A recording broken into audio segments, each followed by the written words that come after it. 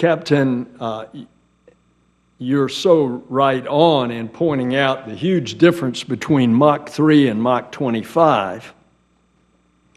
But right now, as you pointed out, the space tourism market is with regard to Mach 3, to get up to suborbit, have a few minutes of weightlessness, and then come right back.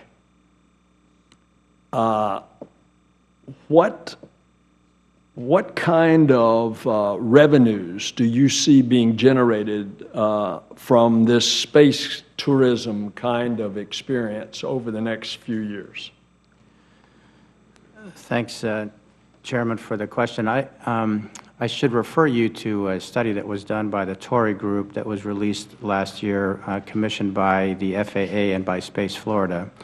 I think it came out last summer. And if memory serves, they, with some very, I would say, conservative assumptions, predicted that the market over the next decade would be about $600 million. But that was, again, a pretty suppressed view. They had a growth scenario where the revenue was much, much higher than that.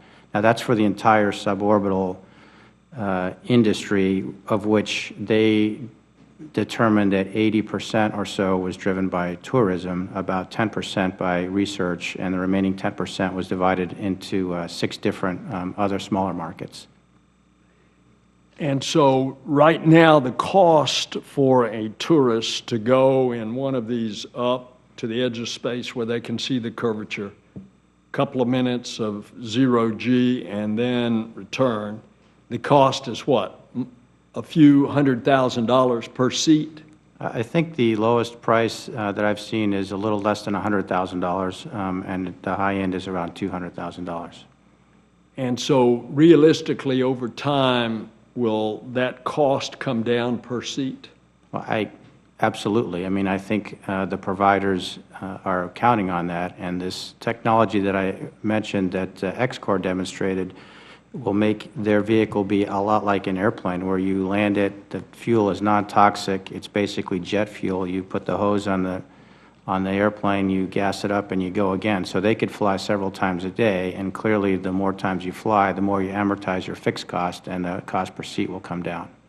So then it's realistic to expect that it's going to get to the point where universities could buy a seat to send Dr. Collicott's students.